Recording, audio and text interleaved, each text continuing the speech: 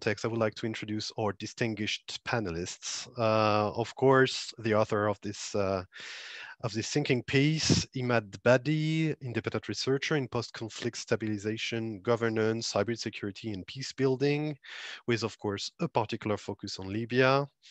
Imad joined DCAF's team as an advisor for Libya and is also a senior fellow at the Global Initiative Against Transnational Crime and senior fellow at the Middle East Program at the Atlantic Council.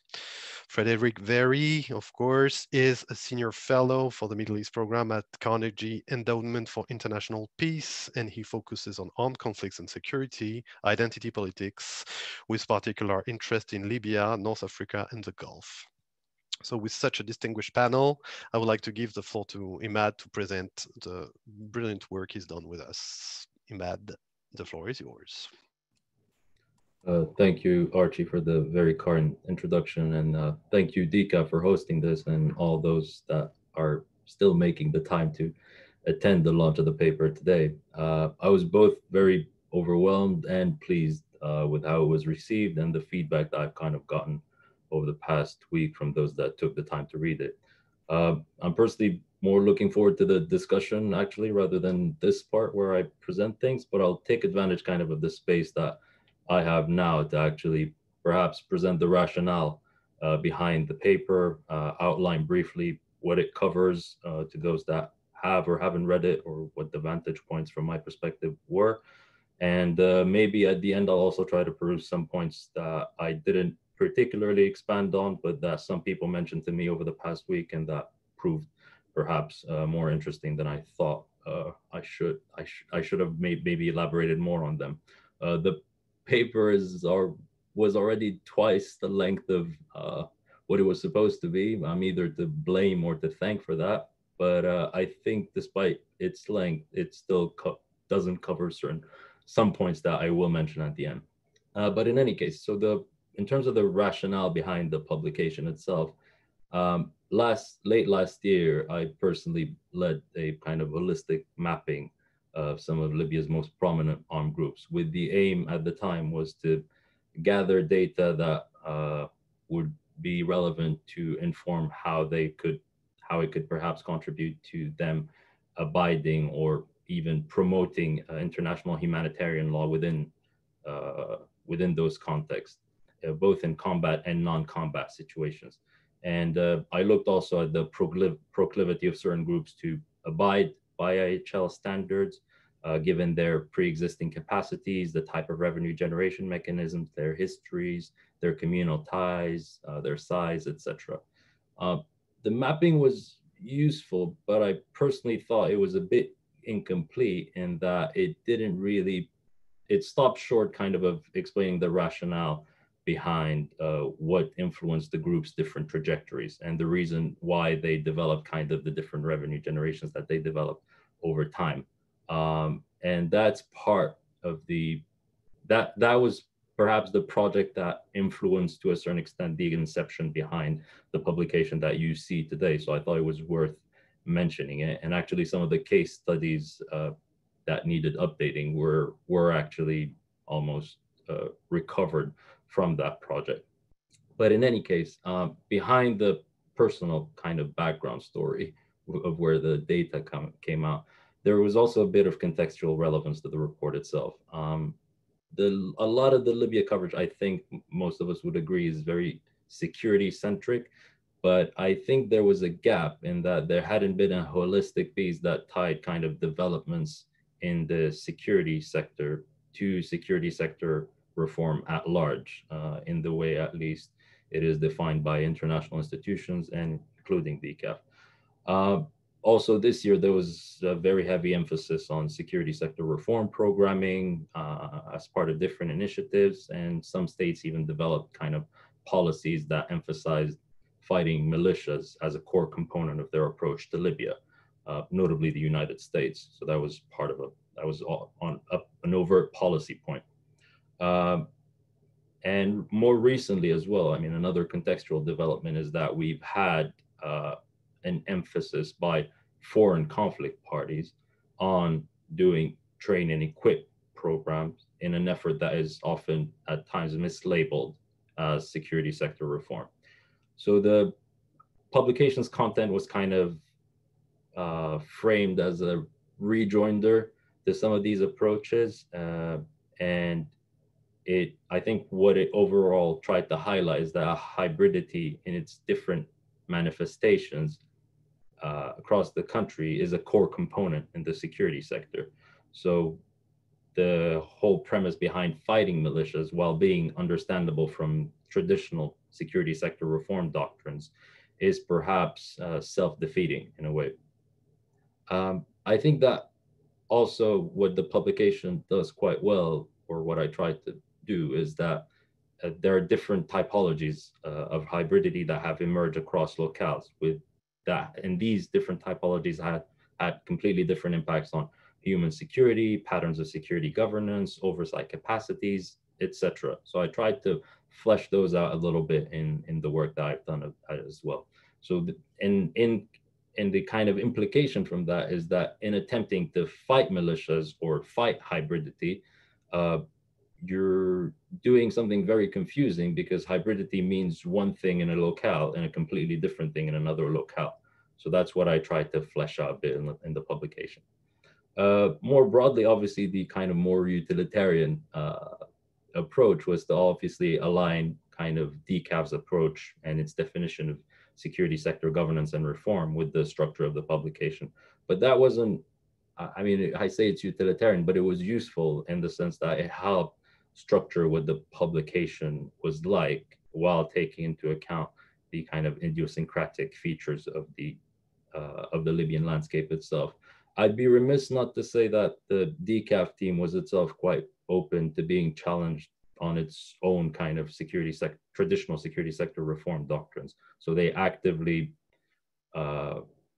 prompted me to be innovative about how I approach this, while obviously linking it to traditional SSR doctrines, but at the same time, explain why those needed to be adapted in a way to the hybrid context that is Libya. So from there was the kind of strategy came out, and it was to look at how DCAF defines SSR and how to marry that concept to a certain extent with the hybridity that exists in Libya's landscape. I won't bore you with definitions, but DCAF kind of views SSR as three different things, and it's a holistic kind of transforming of the security sector in terms of security provision, in terms of security management, and oversight. So these three components kind of already framed, or for me at least, were very helpful in terms of framing how this publication would be structured. So I had to essentially go back to basics, look at the different origins and subsequent mutations of the different typologies of hybridity in Libya, aspects that then govern the political economy of armed groups, which plays a part in their management, and relate those to how human security is provided at the local level, how this service kind of delivery, if it is a service and if it is delivered, is managed, institutionally speaking, if at all, and how it potentially is informally managed as well.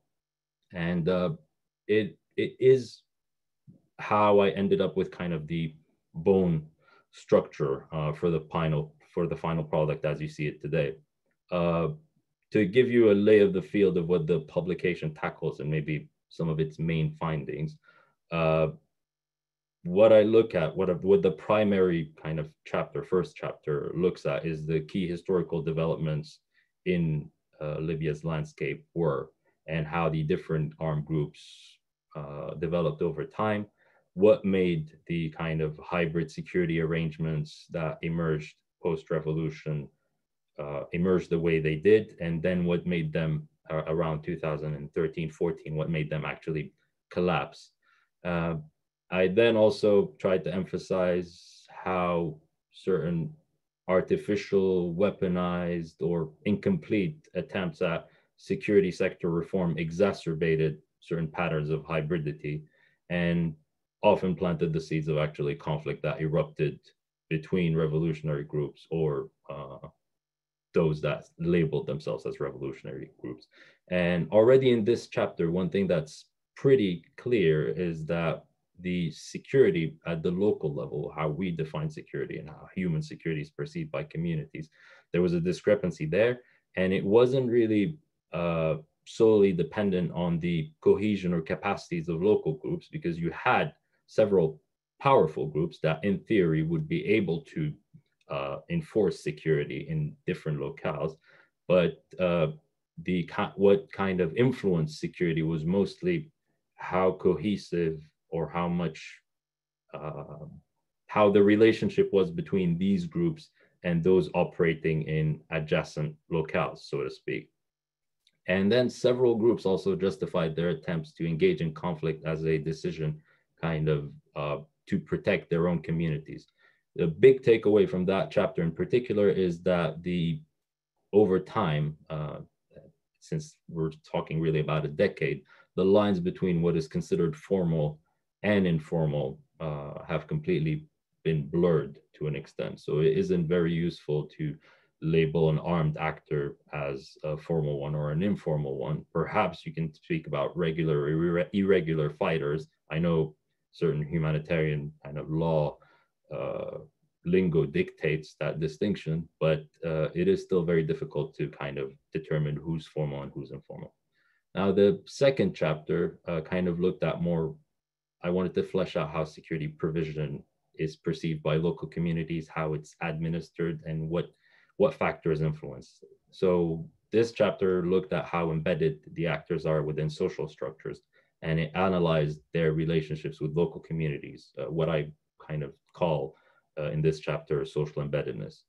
To relate that to kind of security sector reform, what this essentially was an effort towards is actually rethinking what security meant at the local level. What factors govern these armed actors' relationship with local communities? And the way I viewed things is kind of on a spectrum. So you had armed groups that were on one end of the spectrum, you had armed groups that were completely socially embedded. So those would be virtually completely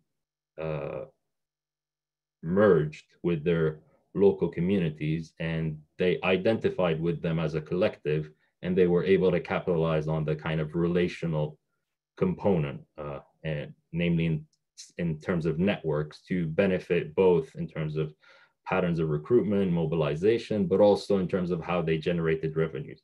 On the other end of the spectrum, you had groups that either actively or inadvertently, as a strategy, isolated themselves from their community. And these were able, to a certain extent, sometimes to better centralize military leadership and offer a completely different type of security, where the relation between them and the community was more coercive, but at the same time, there was a veneer of a somewhat improved kind of security at the local level. And the trade-off to that was an authoritarian kind of leaning leadership. What I will say is that I use different case studies as part of this kind of effort because none of the groups really fit completely. None of the groups are completely socially embedded, I would say, and none of the groups are entirely socially insulated to an extent. You have different groups on a spectrum, so to speak, and what I tried to do is, using the case studies, highlight where they fell on that spectrum and what that meant for the kind of security they provided, what they meant for their involvement in the war economy, and why they chose particular revenue generation mechanisms over others. So why they engaged, for example, in criminal activities, why they chose smuggling, why they would engage in trafficking, why they would do something within one particular community that they wouldn't do in another, etc. So that chapter was a bit, I would say, theoretical, in that it looked at these groups and then came out with a theory and actually provided example to prove that. What I will say is that overall, this kind of helps understanding the different patterns of mobilization and demobilization that we've seen over time in the past decade or so, particularly in 2019 with the mobilization of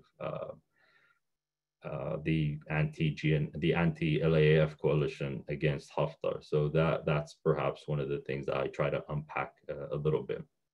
I tried to use kind of social psychology theories related to group dynamics to explain what this meant and what triggered either cohesion or fragmentation. I think that was the most apt lens from my perspective, because a lot of what occurs in Libya from an armed group perspective and even from a political perspective is underpinned by really group dynamics and networks within those groups.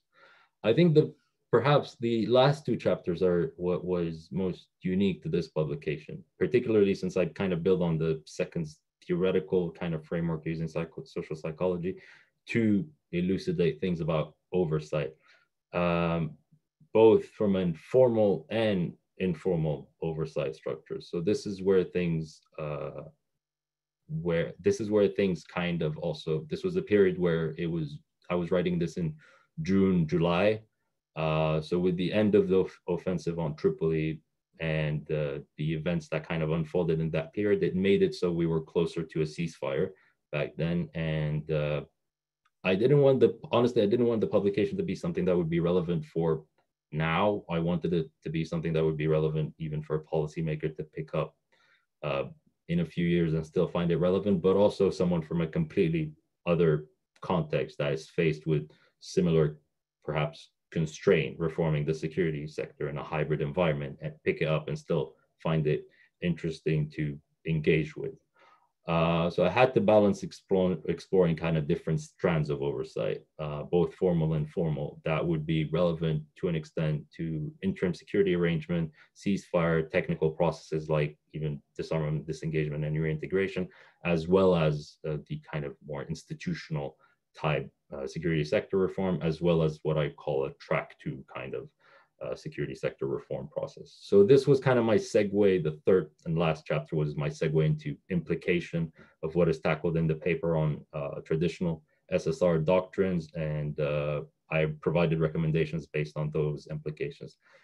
What I want to emphasize, maybe the title might be a bit misleading, is the publication isn't a blueprint really to be conducting, to how to conduct. It's not a how-to do SSR in Libya.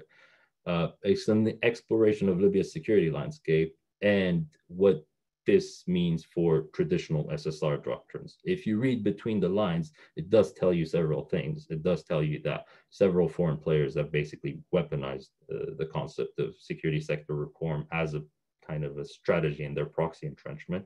It also shows you some of the reasons why SSR initiatives have failed over time. And what it does more broadly is it tells you what the contours of a security sector reform process should or shouldn't be, and how to adapt those to a context of acute hybridity like Libya's. So that's what the publication does. It's not a how to do SSR type thing. I'm open to work on that, but that's not what this publication is about, basically. I did mention that I'll tackle some points that were raised in me through emails and messages, so I'll do that now since I have a bit of time left, I believe. On the one hand, I think at the moment Libya is at a precarious period where security sector reform is kind of being compartmentalized, and it's being framed as something that could be a byproduct of a peace treaty at some point, when from my perspective at least should be the core of what the peace process should be engineered around, basically. It's very easy to go for the long hanging fruit and get a deal brokered between Libyan disconnected political elites and foreign capitals, and then retroactively blame that deal's collapse on security arrangement, or security actors maneuvering to make it collapse. What you need is a commitment, kind of genuine knowledge, craft, and understanding, and political will to engage in a process that successfully amalgamates different things. What those would be monitored ceasefires, interim security arrangement, a technical DDR process, and a holistic kind of approach to security sector reform. I'm not saying it's easy, but it's just far better than compartmentalizing security sector reform, viewing it as in a silo, so to speak. The other thing that is also a bit problematic at the moment, and the way I see it, is that it's not useful to view it as a geopolitical tool. In a way, it's not something that foreign conflict parties should be allowed to have agency over. The linchpin to the involvement of foreign parties in Libya is actually security actors. So it's very kind of self-defeating. And the very notion that they'll be investing in kind of building a sustainable security architecture in Libya stands very much at odds with how their foreign policy imperatives are even framed. So yes, you should factor in geopolitics in your approach to SSR, but allowing it to kind of become a geopolitical exercise is a bit, will come at the expense of something. It will become at the expense of democratic processes, oversight, rule of law, or Libya's sovereignty at large.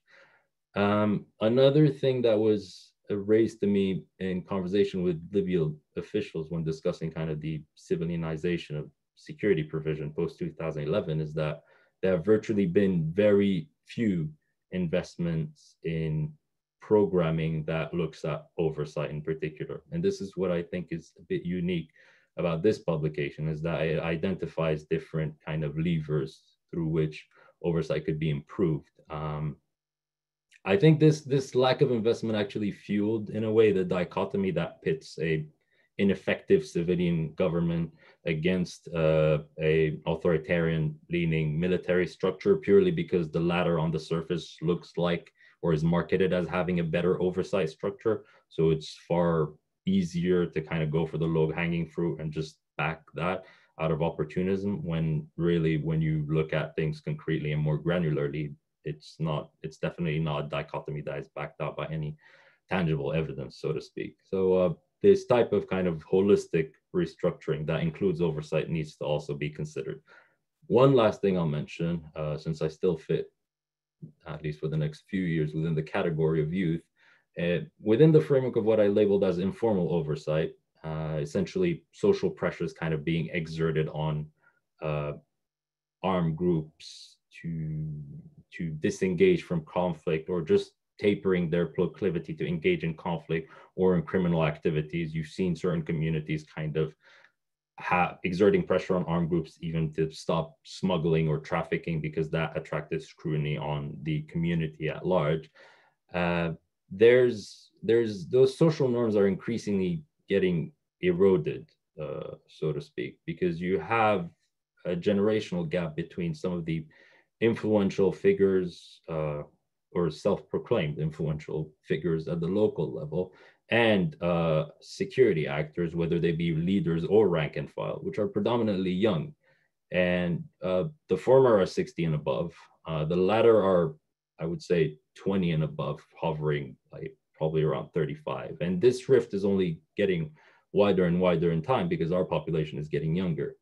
So the very kind of way of security governance and the norms are changing, and that you can consider is both it's a double-edged sword, because it could be an opportunity that is channeled for a change towards the better, or it could be something that is weaponized towards the worst, because it could exacerbate hybridity beyond what we've seen.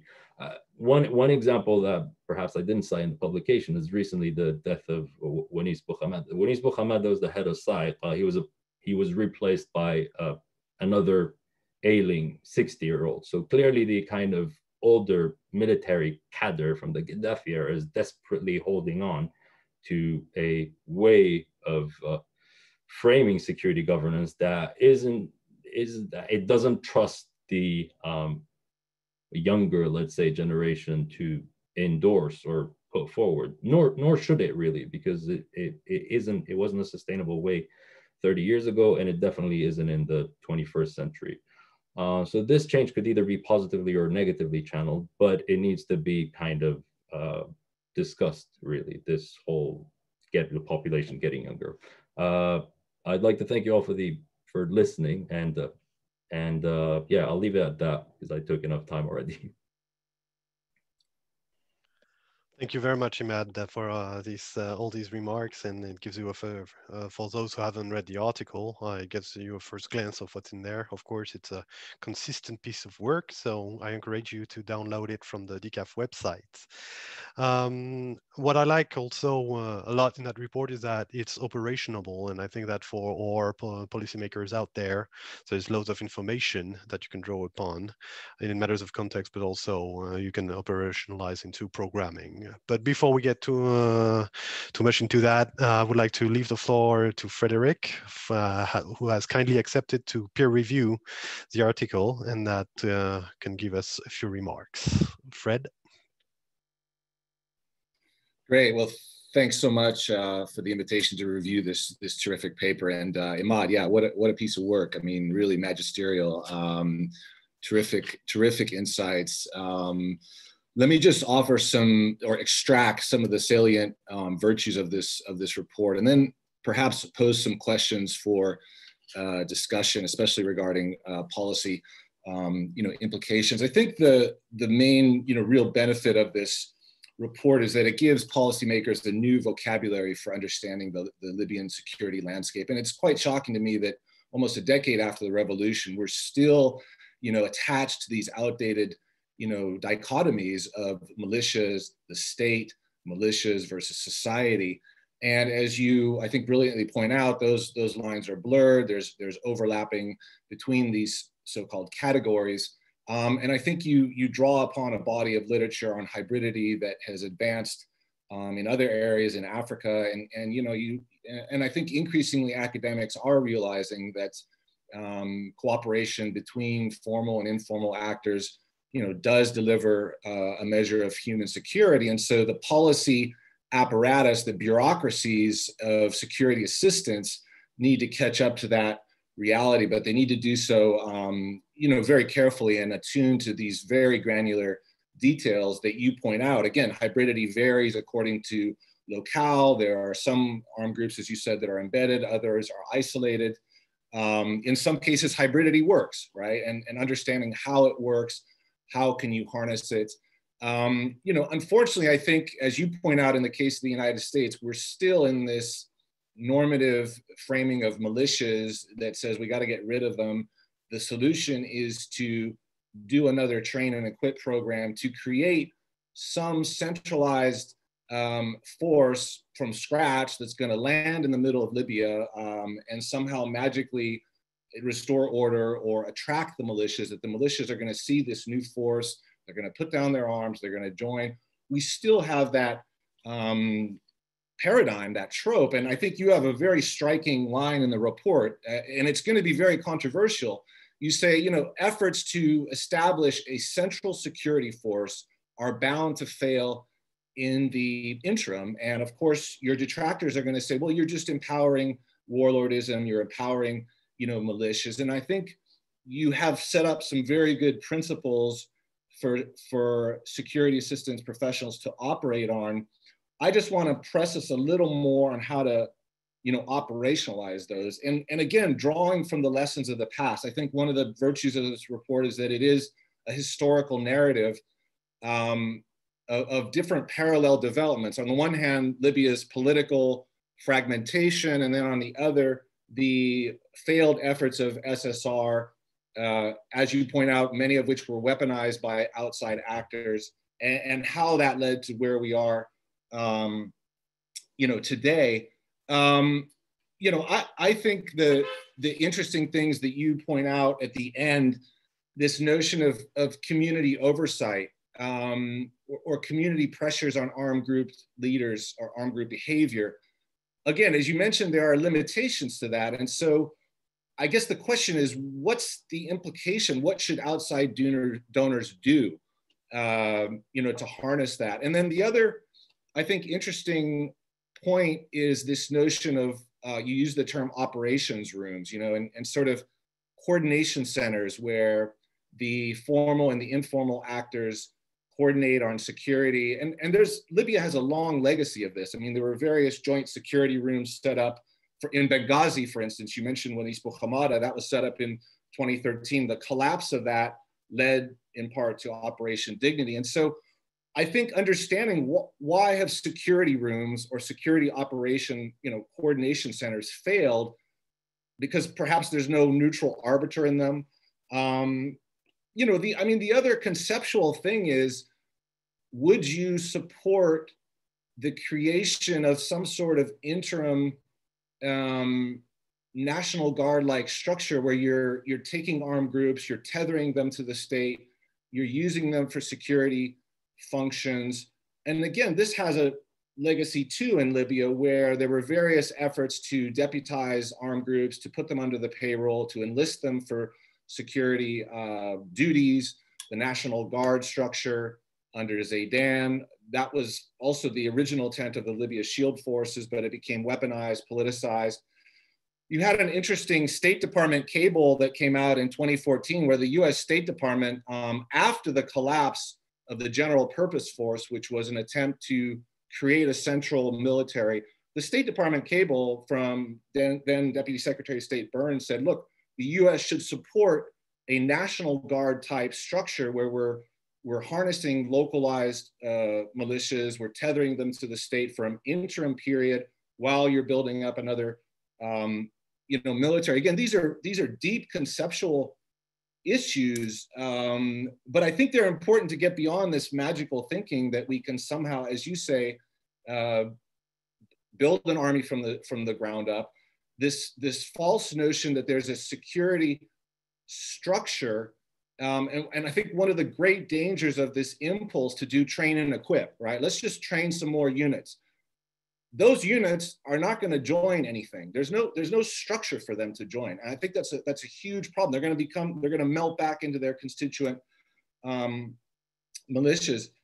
You mentioned the issue of oversight. I think that's incredibly important, and the obviously social oversight is important. And you talk about that, but then also formal oversight from civilians. And I think this is a recurring problem throughout the Arab world, is that parliaments, parliamentarians, civil society, they're black boxed off from security matters. The army, the uniform people think, this is a security issue. You're not really qualified to understand this. And so I think breaking down those barriers, building trust between these two communities is a broader challenge for Arab civil military relations. And I think a real missed opportunity was with the General National Congress and the committees, the various parliamentary committees that were charged with national security obviously became politicized, but there was a missed opportunity from the international community, I think, in terms of helping those elected legislators do better security, oversight. So those are just some initial points for discussion. Again, I think where we could take the discussion next is how to, operationalize those principles that you mentioned. And because we're talking about such a very local dynamic that, the security landscape in Nalut is very different than the one in Sebha, is different than the one in Tobruk. What are the implications of that for donors, for outside patrons, seeking to establish some program? Because unfortunately, I think we're still, the bureaucracies, governments are still used to dealing with a central state. And I think attaining that balance between the local and the central, somehow tethering the local security providers with some central oversight authority, I think that's going to be a huge challenge. So I'll stop talking there because it's your show, and just some points, and thank you again for the opportunity to review. Thank you very much, Fred. I can feel from your comments that there's tons of experience on the ground, and I recognize some of the aspects that I've seen elsewhere in other countries, this civil and military relations that are not open to discussion for the public. I think it's very important, and we are dealing, I hope, with a new generation that embeds some of the aspects that you mentioned. So now is the time for a panel discussion. As you know, you can ask your questions in the chat or in the Q&A, and we will select them and try and ask them to our panelists. But first, I think that a first question that lies into what you both said. I think that one of the cross-cutting issue that is all around the paper is community oversight and accountability. Based on your research, do you think that a first way to operationalize localism and hybridity could be maybe ceasefire oversight mechanisms at a local level? Is it something that could be feasible? How would you factor all this into the current peace accords or in the making? Yeah. Okay. I mean, in terms of communal oversight over ceasefire, something that I tackle a little bit in the publication particularly within the context of CIRT, but also a bit on a larger scale. I think if we're going to be a bit pragmatic about it, it depends. It depends on certain things outlined in the publication itself. It depends on how effective security was before, what type of relationships exist between the community and the conflicting parties, actually, that are more prone to breaking the ceasefire, and whether they have leverage over them. Because it's very disempowering, let's say, to have a communal oversight structure set up when really you de facto know that they have absolutely no leverage over whether a party engages in conflict or not. Another problematic dynamic, I would say, and where the international community has largely failed Libyans, unfortunately, is at the level of foreign involvement, because that's not something also that Libyans can tackle, realistically speaking. And that's not something that I kind of speak to a lot in the publication, because I kind of wanted to primarily look at how foreign interventionism affected or didn't affect hybridity, armed group fragmentation, or cohesion. But it is a new dynamic that emerged more to the fore last year, and unfortunately, it dilutes a lot of what can be done locally, because you can't have an oversight structure over foreign forces. It just simply doesn't work. And the way some of the PMSCs operate is not conducive to them being overseen in the first place by local actors, because they're very coercive in their both kind of military mobilization, but also in their way of dealing even with the local groups that they're embedded with. So they're very restrictive about who they engage and don't engage with in the first place. So even the military structures that are supposed to oversee local groups do not have leverage over the PMSCs that are kind of embedded within their own forces. So that's a problematic dynamic. But if we put that to the side, which unfortunately is a salient issue, I think that it requires also a lot of planning to an extent. Without it's stiff.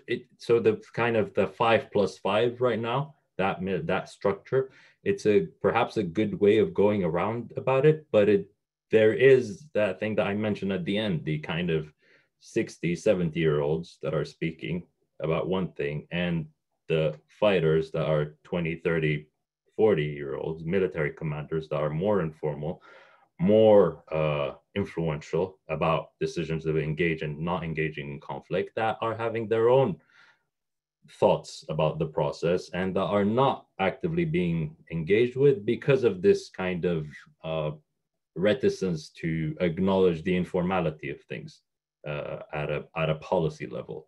And the assumption is that those 60, 70-year-olds will have leverage over the when really that's not necessarily the way it works in all cases, at least.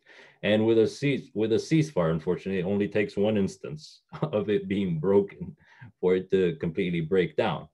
So you have to be very careful about how you operationalize those things. I'll leave it at that. Maybe Fred will have a bit more thoughts about it.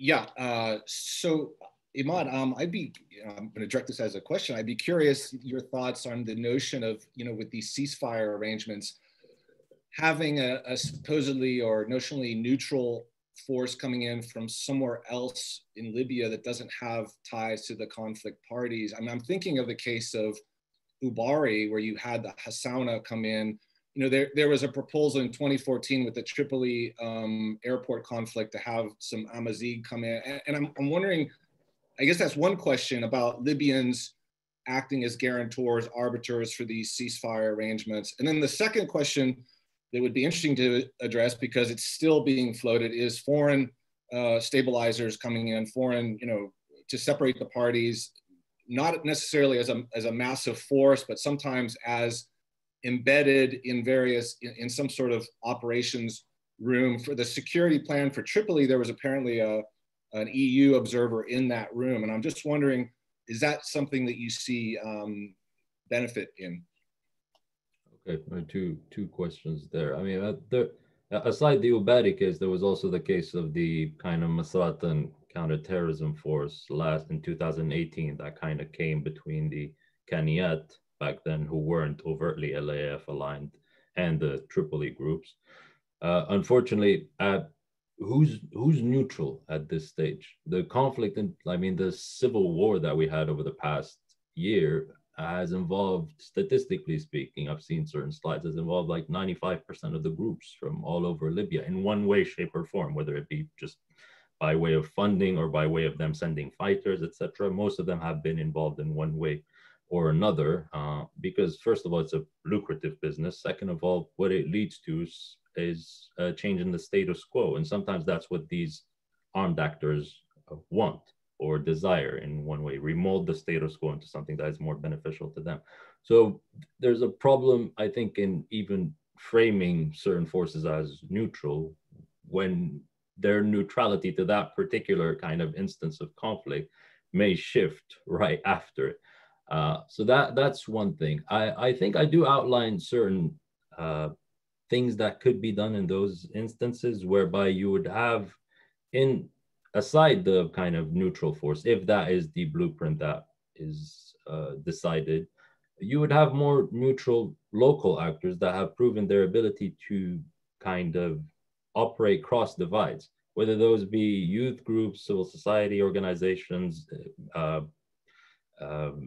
elders even, because I think that with the regards to the Tarhuna examples, it was elders from Beni Walid that kind of got involved to broker that ceasefire, and then UNSMIL kind of built on that effort to formalize it. That's perhaps a good blueprint, but the reason why it did collapse is, well, someone lit an offensive in Washington. So what can you do about that? It's the kind of local effort that was there was jettisoned by foreign interventionism again.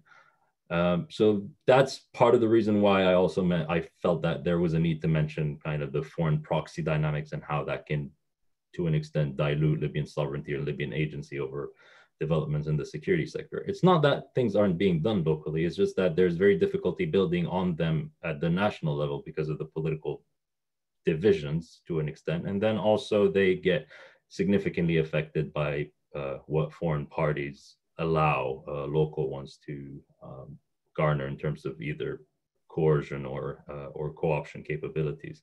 I think your second question, if I'm not mistaken, was related to what was it related to? The operations rooms. Is that it? Well, the issue of foreign. Oh yeah. I just say that because it's being bantered around. You hear it a lot as a solution. I mean, I think there's sometimes a lot of attempts to pursue something without defining what the purpose of it is. Like the panacea is not really having foreign troops on the ground. That won't solve much, to be honest. There were a lot more constructive efforts that were done. I mean, if the commitments of Berlin had been committed to, we wouldn't have the reality that we have today. For example, that would have been a far more constructive policy than troops on the ground. At this stage, if you deploy troops on the ground, whether they be EU or American troops, and there are Russians on the other side, and that's a very problematic dynamic. But I do think that there are certain technical, perhaps, aspects that we do not possess in Libya in the first place. So, for instance, ceasefire monitoring. It sounds straightforward, but it's not something that we are used to. It's not something that we've done before. It's not something that there are local capacities to conduct, and it's something that we kind of need technical almost capacity building towards actively being able to do. If the foreign kind of involvement is geared towards improving those capabilities, sure, that's actually, I don't think that's anything that local actors would oppose. Another salient problem that we have right now is also the mines that have been planted, whether they be in Tripoli or in Sirte. So the way that could be potentially tackled as part of, and you've seen, unfortunately, conflict parties engage in that, is demining capabilities, sending in demining troops, demining. But unfortunately, that is conducive to their own proxy entrenchment in a way. So even that supposedly neutral humanitarian exercise is being weaponized, so to speak. But I do think that there is a usefulness in having certain capacities, technical, let's say, at the level of interim security arrangement, at the level of ceasefire monitoring, that level of technical things that we do not have, and we cannot build the kind of organic knowledge to be able to do. I do think that there's usefulness in actually developing policies geared towards that. But if it's just this foreign troops, just for the sake of foreign troops, because we have nothing else to do, that's just plainly not useful. Thank you very much, Imad and Fred. So we have loads of questions. I'm trying to, for the sake of coherence, regroup them because we have main themes that emerge. The first theme is about hybridity. Now that we are forced to reckon with hybridity when it comes to SSR programs, what do you see as the main doctrine adjustments to be undertaken towards a new generation of SSR doctrine? These questions have been asked for by a couple of members. Yeah, what is the specificity of hybridity in the Libyan context? How does it differ from other contexts that you might have encountered? And how does it factor into SSR programs, I guess? I mean, you answered most of it, but. Okay, maybe to mention something that I didn't mention in the presentation. The formal kind of apparatuses, okay, let me gear it this way. A lot of people think that hybridity in Libya emerged post-2011. That was never the case. Hybridity in Libya was there in the Gaddafi era. Gaddafi set up several informal structures that were there to protect him rather than the kind of nation state. But the kind of linchpin around the hybridity back then was Gaddafi himself. So there were a lot of informal structures, some not even on record. I mean, aside the brigades that were set up to, there was specific arming, providing weaponry to specific tribes, for example, specific constituencies, that virtually goes unrecorded. But those structures were set up to protect Gaddafi rather than the nation state itself. And it's a pattern of hybridity that is seen across the Arab world. A lot of Arab regimes go for that type of hybridity. What happened in, I think, the dawn of the 21st century and onwards, particularly in our case post-revolution, is that hybridity, or that informality of the way the security sector was managed, was devolved. So it was no longer just Gaddafi. The hybridity wasn't there to enforce a monopoly on violence, so to speak. It devolved locally, and with it, the monopoly on violence devolved.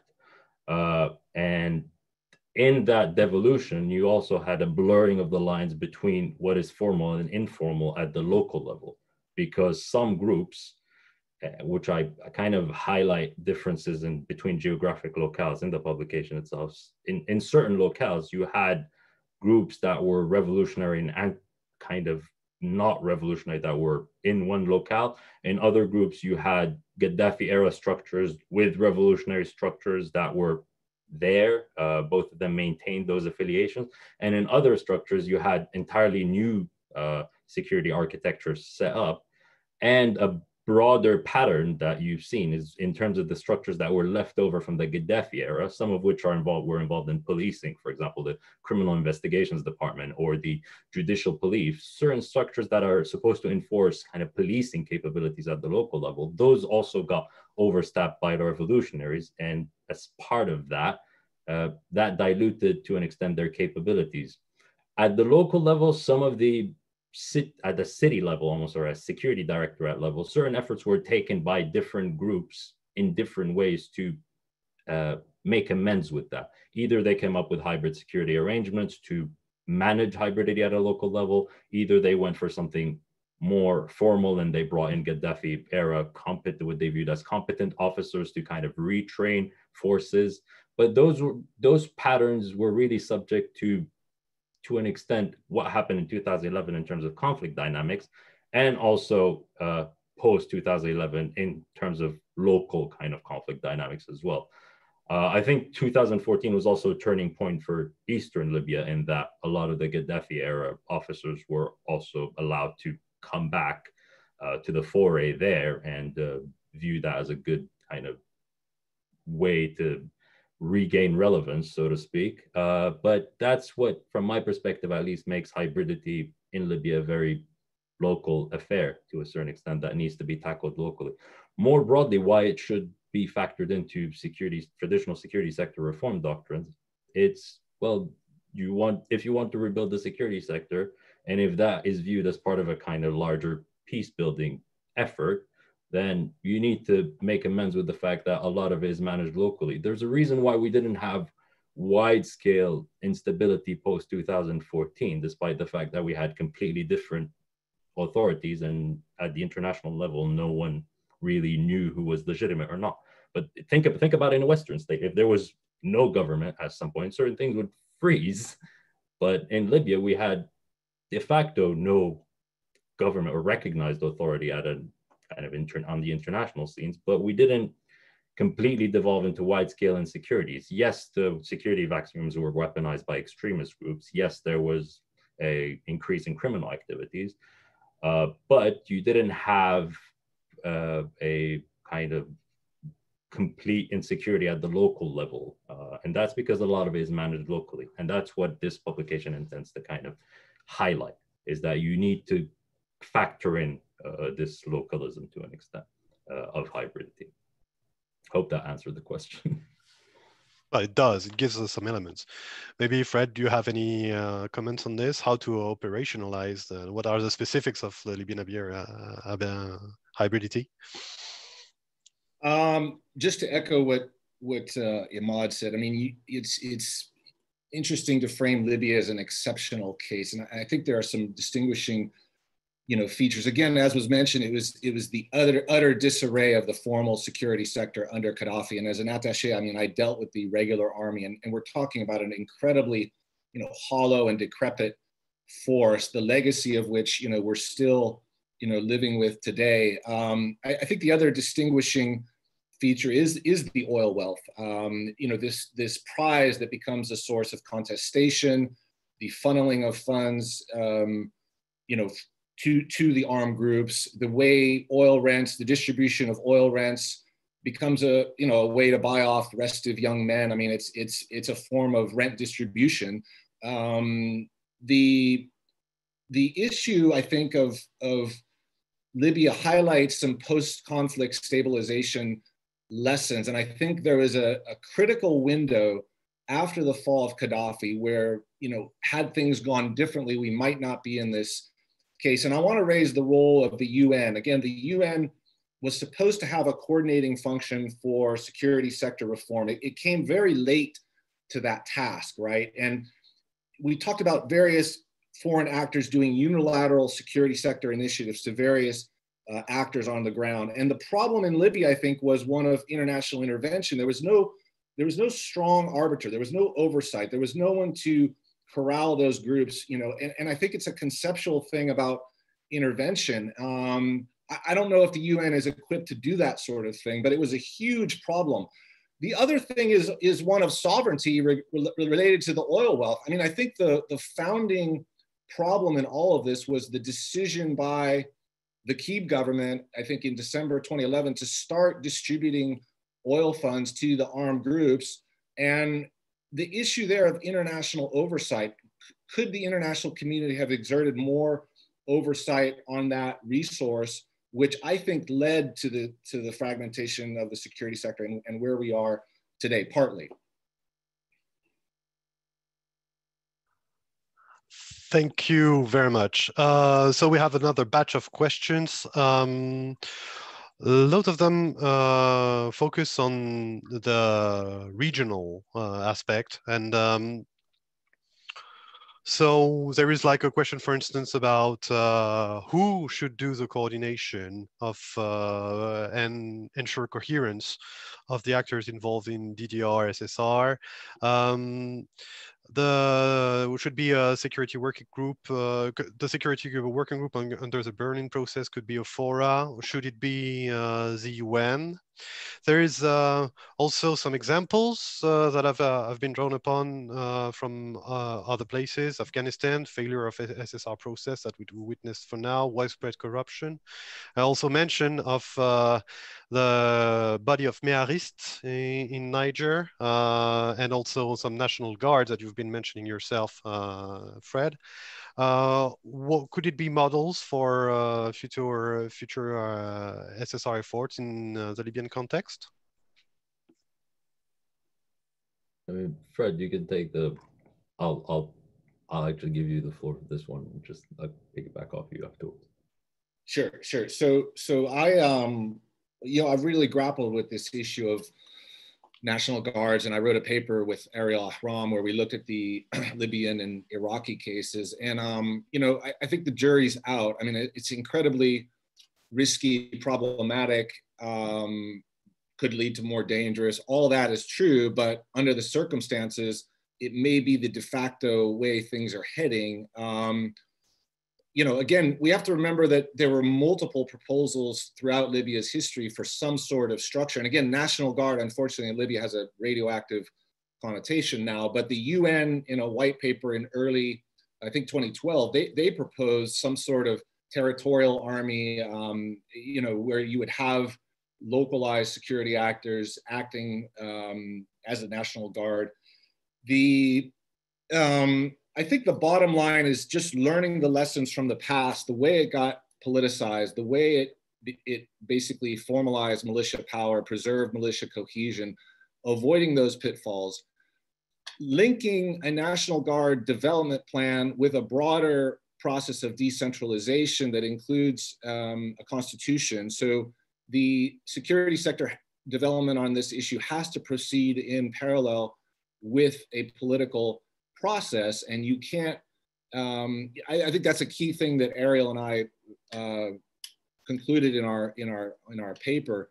Again, we're seeing proposals now for the National Guard type force by certain foreign actors in Tripolitania, namely Turkey. And again, my concern always has been that this is simply a cover, right? It's a cover to perpetuate the prerogatives and cohesion of various local militias. And so I think, broader oversight, broader international thinking about this program. And it is interesting, I think, that the State Department reached that conclusion in early 2014. This was right before the start of the civil war in mid 2014. But again, what was that conclusion drawn from?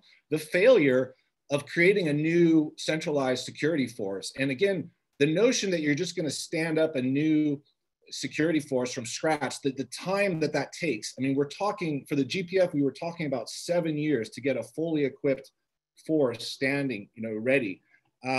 Who's going to do the policing in the interim? I think these are important questions to ask.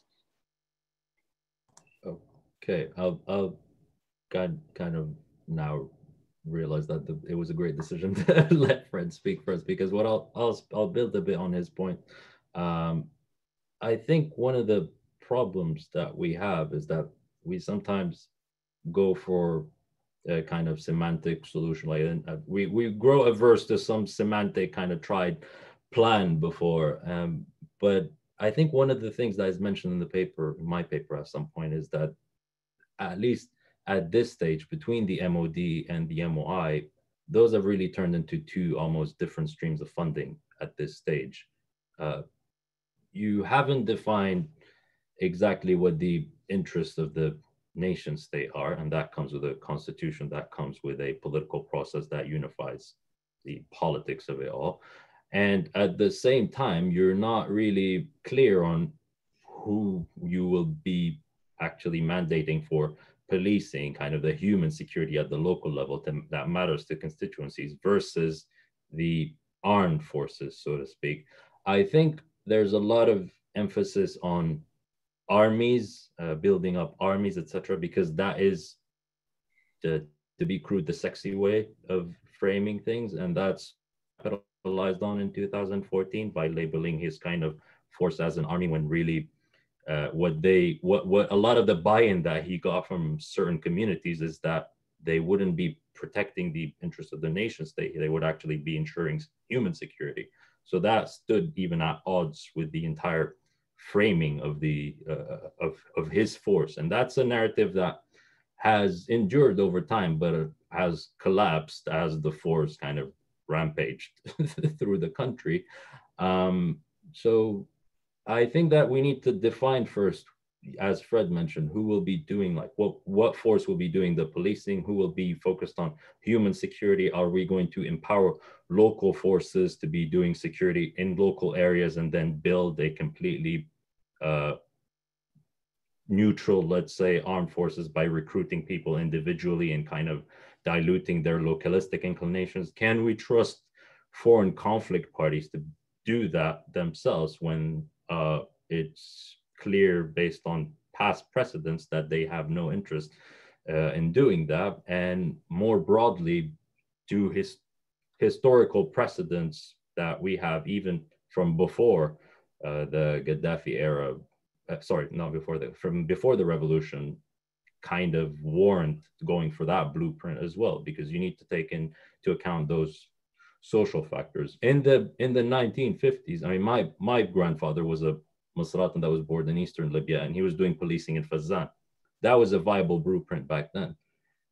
Is that viable today? Would that be something that is acceptable to local communities or not? The jury's out. Potentially, if it's an 8-year, decade-long process, as Fred mentioned, and the kind of political climate is resolved, maybe. But in the short and interim period, that's why I made the controversial statement of saying, well, you won't be able to centralize military leadership at this stage because those grievances are not resolved. You had people that died 5 years ago. You had people that died last year. It's very, very improbable that communities, local communities, would accept forces even from other areas to be doing policing, even if they try to do it neutrally, to be doing policing in their local areas. And you see these tensions emerging even, in Sirt, when like not just foreign forces, but even forces from other locales, they clashed with local Gaddafas that were aligned with them, politically speaking. But from a constituency, let's say, perspective, they weren't happy with the way security was enforced because it was very coercive. And that's what I think I also build on the paper, is that in certain armed groups would be very careful, treading around how they do policing within their own communities, but would engage in far more coercive criminal activities within communities that they don't belong to, purely because they won't face any repercussions, really. So yeah, it's a good segue into the, that was a good segue, Fred, into this answer. Well, thank you very much, Imad.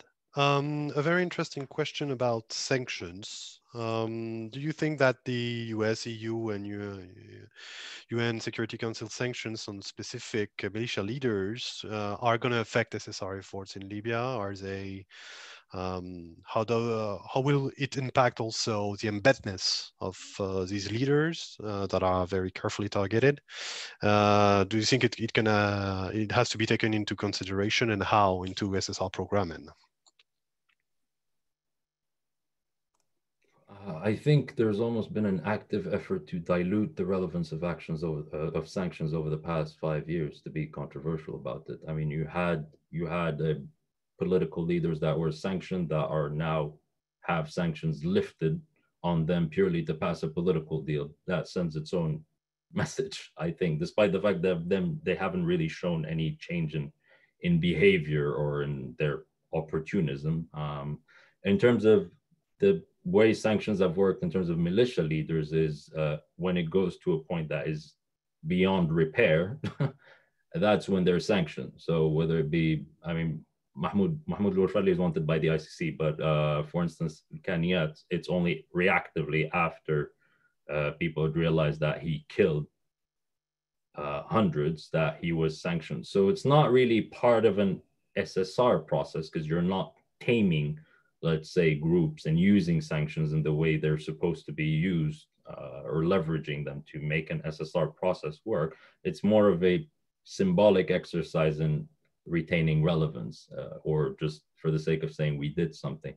What I will say is that in the paper, I do outline certain oversight bodies within Libya that could perhaps be used as kind of leverage by the international community to improve either oversight capabilities or be conducive to a security sector reform process at large. So we have a National Anti-Corruption Commission that was supposed to be based in Subhab, but due to political reasons in neutral territory, but due to political kind of divides, it stayed in Tripoli. That body has the mandate to tackle corruption. It has a very wide mandate. It is completely independent.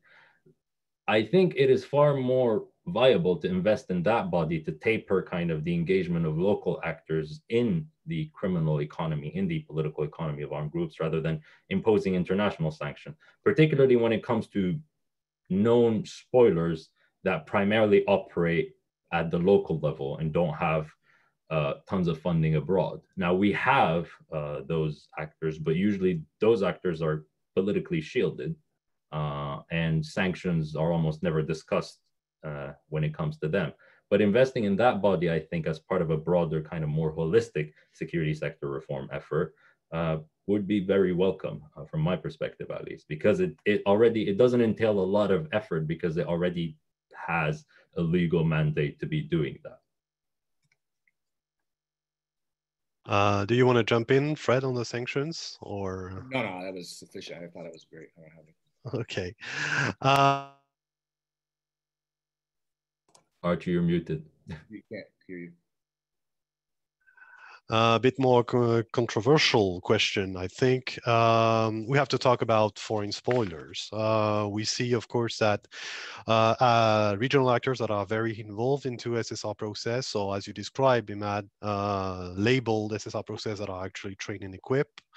We see different agendas coming into Libya, coming from European, Middle Eastern countries and others. The question would be, among all these initiatives, some of them with like an open agenda of doing SSR in a relatively proper way. Some others like being more focused on ensuring permanent presence in Libya, maybe militarily or at least diplomatically or politically. Is there a way to advocate and bring these different initiatives to the table, coordinate? What would be the right format? Would the UN have to play a role in that? We've been talking about the Berlin process, of course, the security sector working groups. In that very politicized, environment and scene, how do we factor the specificity of localism, the specificity of hybridity, and how do we make the players understand that they have to go local, they have to have a bottom-up approach when it comes to different regions of Libya, and that they should socialize more their efforts through international fora? And there were almost too many questions in that, but I think there's a misleading notion, perhaps, that the kind of train and equip programming stands at complete odds with a security sector reform process, which isn't necessarily the case. It's just that at the moment, this train and equip programming, at least the bulk of it, is done at the expense of something that is very much a pillar of what the security sector should be. So it's either done at the expense of democratic norms, it's done at the expense of oversight capabilities, it's done at the expense of Libyan sovereignty, Libyan agency, communities' ability to kind of influence these armed actors, or even affording them disproportionate capabilities to co-opt or coerce local actors. So that is a problematic dynamic in and of itself. A lot of foreign countries, even Western countries, have corporations in terms of security, kind of building up the security sector capacities. Unfortunately, the way it has worked in Libya is that it has been at the expense of the state's integrity or some form of holistic kind of pillar of what the security sector should be looking like. So I don't think it's useful to say, well, we need to completely dismantle that, because that will be something that would be unacceptable to some states that are already well entrenched. The idea would to have an international forum where this would be managed, for this to be controversial about it, for this interventionism to be managed, for it not to be this virulent, first of all, and not to be conflict sensitive about it, basically, not to provide disproportionate capabilities that would lead to conflict. But if you want to have kind of a security cooperation with the country, that's great. Why not? But the way you're doing it right now is wrong. And the way to do it is not to be sending planes to Wotia or Jufra or Al Khadim Air Base in Eastern Libya, not to be having foreign kind of mercenaries operating drones and bombing Libyans. That's not a security sector reform efforts. That's feeding the conflict. So I think we should perhaps disentangle those two, like what a security sector reform effort, what a security cooperation is based on mutual benefit, and what an actual kind of covert intervention that should be admonished is. And Fred, maybe some comments about the fora or the different the initiatives. Fora, sure. The fora issue is a long-standing, sort of conceptual question about how do you wrangle all these different powers, this multipolar environment where you've got multiple interveners, and it's one we've grappled with ever since the revolution. I mean, obviously, I think the UN is the most likely fora for this, but I think the US, and hopefully under the next administration, will exert a more muscular diplomacy, backstopping the Europeans, getting the Middle East interveners, Turkey and Emirates, to back off. So I think the US can give an important, boost to this stopping the intervention. On the issue of train and equip, I agree, Imad, but I'm just very leery of this focus on operational unit level training, where you're creating soft capabilities, you're training better infantrymen, you're training, and we've seen this movie before where these better trained soldiers simply become better militiamen. So my first injunction is, do no harm, and you had AFRICOM actually say, we're not doing any training until there's a political, consensus.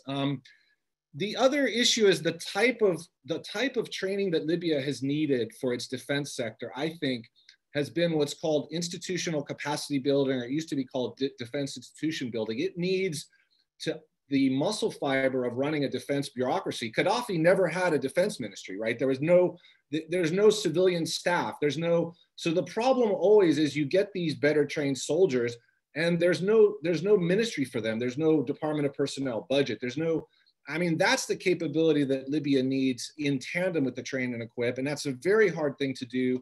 You need advisors, you need embedded mentors sometimes. The other thing I'll throw out here is an increased role for NATO, and this has also been problematic. NATO in the past has tried to come in. They did a survey of Libya's security sector, I think back in 2013. They were looking at getting in. It's a very ponderous bureaucracy, but I think NATO, states have an important capability to lend, and that's the issue of the gendarmerie or carabinieri that we talked about. Libya, as you mentioned, Imad, Libya doesn't need a conventional tank-heavy army, and it also has municipal level police. It needs something perhaps in between, and European states, have that experience, have that capability. Thank you very much, Fred. Maybe one last question, because we are almost at the end of session. A question about the Joint Military Committee negotiations that are going on in Sirte at the moment.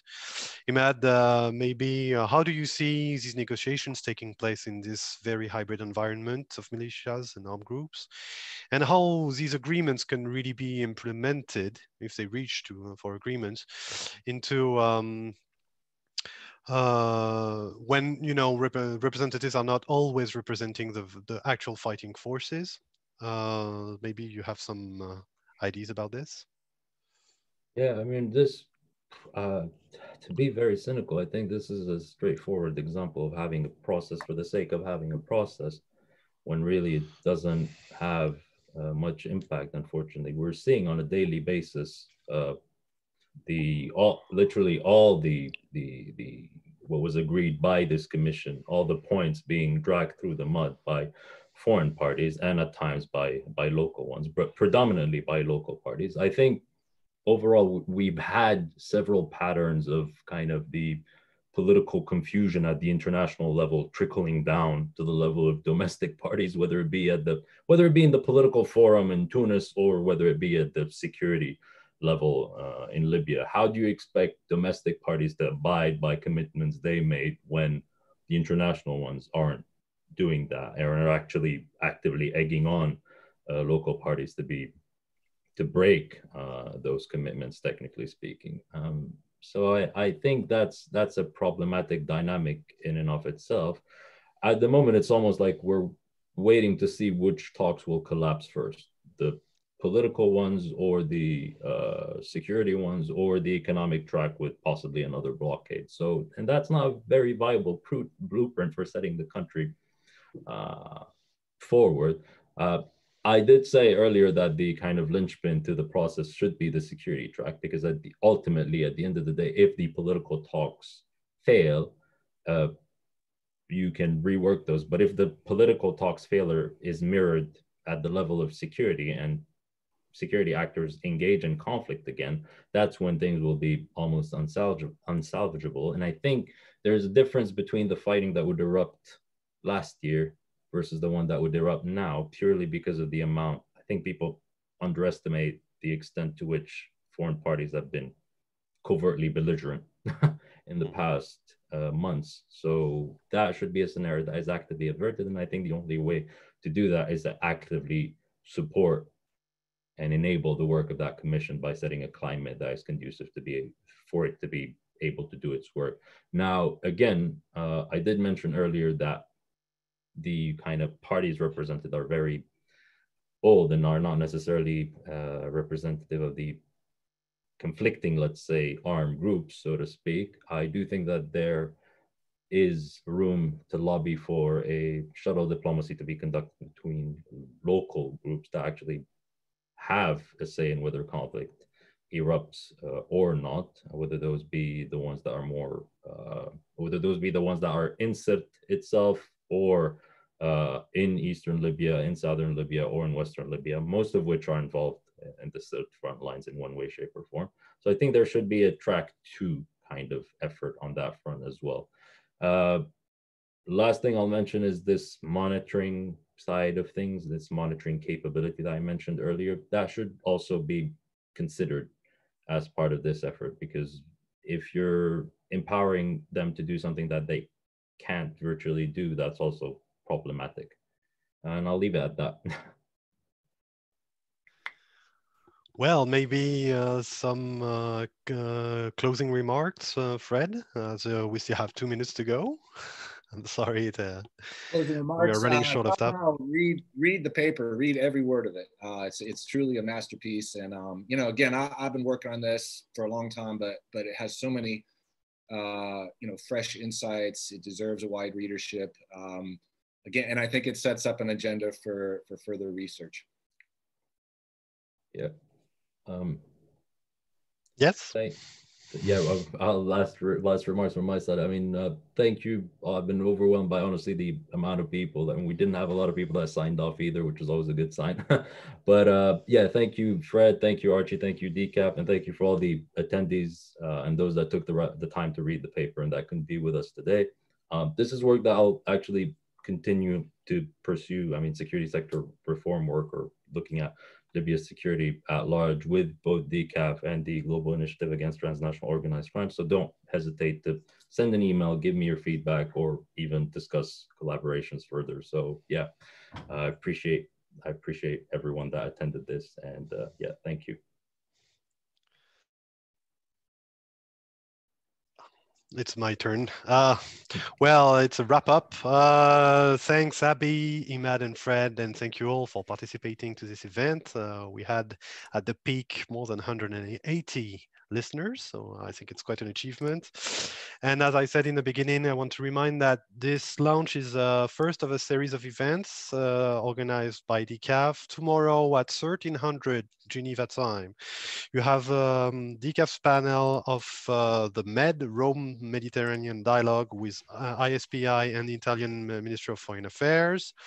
The panel is for the launch of the report written by DCAF and ISPI about conflict, pandemic, and peace building, new perspectives on security sector reform in the MENA region. And of course, with focus on Libya, but also Yemen and Iraq.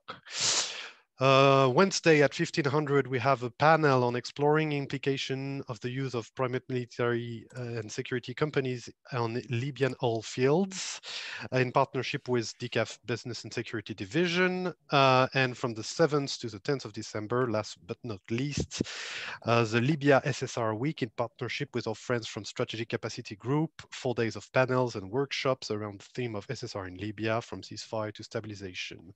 All of this will be held online. You will be informed. You can see the links in the chat and also on DCAF's website. So that's a wrap. Thank you very much for attending this event, and hope to see you soon in the next events. Thank you very much.